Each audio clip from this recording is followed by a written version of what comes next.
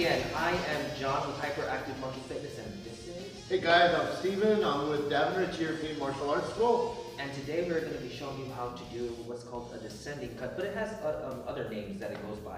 In the Italian tradition, it's called a fendente, or end at the teeth. In the German tradition, it's an Oberhauer, a cut from above.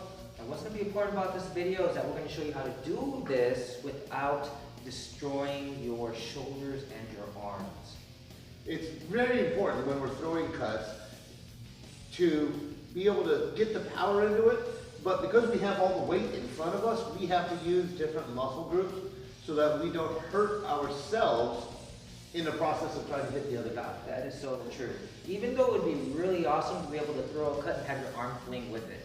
The only problem with that is you only get two options, two chances. That's true, but it'll be an epic option. Right. All right, now let's talk about how we throw a cut. What muscles are used and how you protect yourself.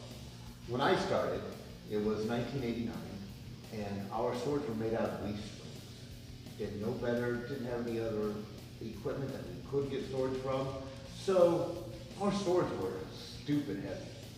And if you didn't protect your body when you threw a cut, all that weight would hurt you. And it has hurt many people then and now. Oh yeah. When we throw a cut, I'll start off with the long sword. When we throw a cut, our natural inclination is to, like an axe, to throw it out there. The problem with that is all that energy has to go somewhere. We have three kinds of cuts. We have a shoulder cut, we have the elbow cut, and then the wrist cut, so we have movement through the wrist and the fingers. Any good cut with the sword is a combination of the three. If I start up in woman's guard, posta di donna, my shoulder's up high. As I begin my cut, my shoulder comes down and then slightly forward, so it's in line with my body. Then my elbow takes over to extend. Then my wrist extends to complete my cut. Or like the side sword, the same types of actions are happening. My shoulder goes slightly forward while my elbow goes back. It doesn't overextend. It extends to my body position, allowing me to get that full extension. Awesome, and you can see all that energy traveling throughout that sword as it's doing this. But can you do me a favor? Can you run through that extension with that strike with this right hand there, because it looks so cool? And I'm going to talk about what's going on as he does that. You just want me to hold this in front of you, don't you? Yeah, it's pretty cool. I'm not gonna lie. I like the big swords. Now, I want you guys to look at what's going on here. Shoulder, right?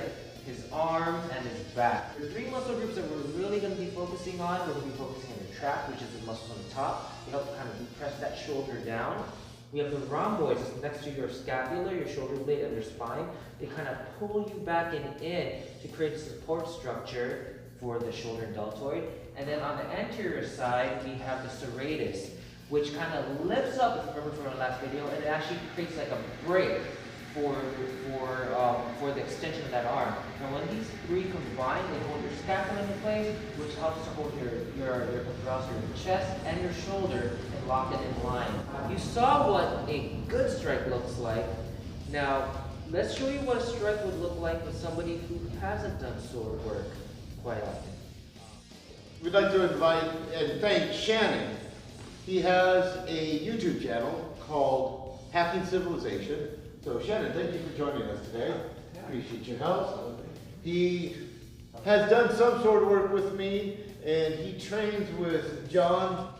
He also makes these fantastic center grip shields that we test with sharp swords to see how the building process and the use of the shield is different than what we think or we've been told it is through modern media.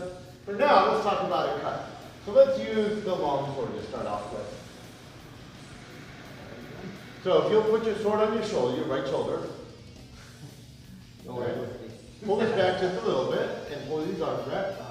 Now, throw a cut towards the back. Good. Do it again. All right, go ahead.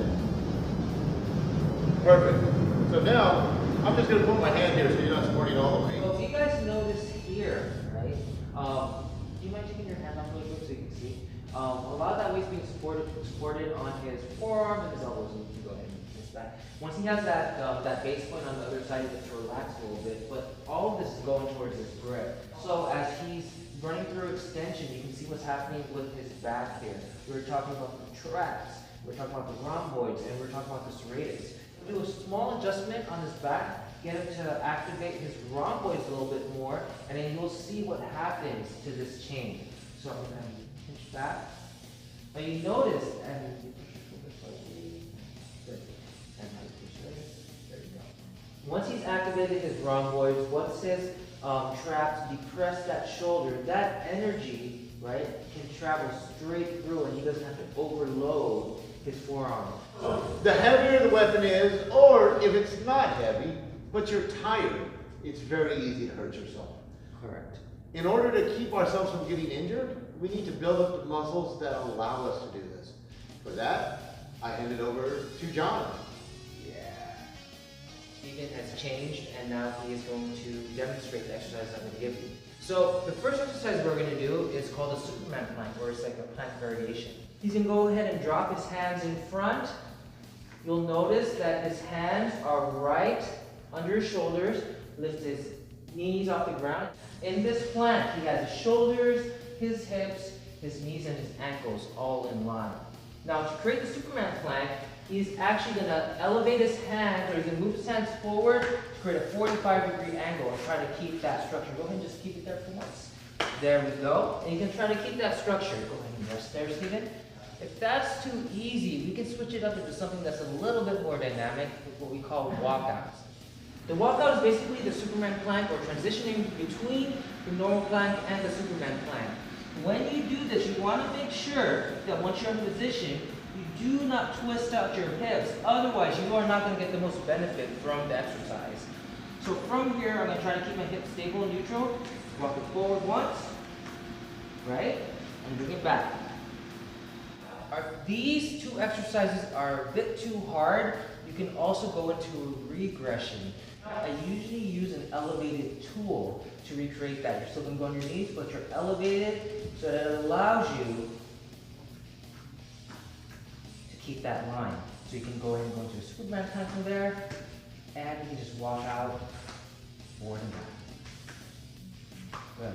Go ahead and rest there. Alright guys, so now that we've given you an exercise that'll help you keep your structure while you're running through that strike from beginning to end, we got to give you something that'll help you put on the brakes, so to speak. Now with that exercise, we're going to be utilizing something called the hollow body hold. If I go ahead and go into it for a second, usual base point is to have your knees over your hips, core tight, and roll back on the floor. Okay, if you can make that happen, you're going to roll forward, make sure you have a nice neutral neck position. Okay, if that works, you're slowly going to go ahead and extend only as far as you can keep your lower back to the floor. If you're able to make that happen, arms up above your head. You are going to hold that for 40 seconds, minute, maybe 20 seconds. Talk to a coach or a trainer to help you out with that. Whether you're working on martial arts or building your muscles, you need a coach to make sure that you're doing it properly so you don't get hurt in the process of learning. Up next, we're going to talk about what we're doing next month. See you then.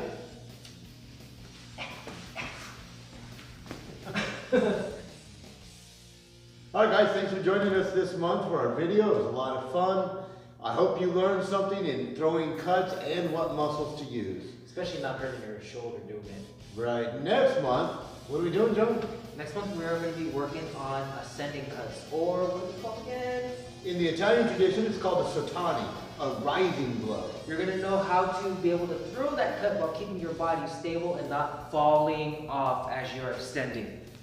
And at the same time, being able to get full extension of your arms and what muscles in your core and your body support the extension of your arms.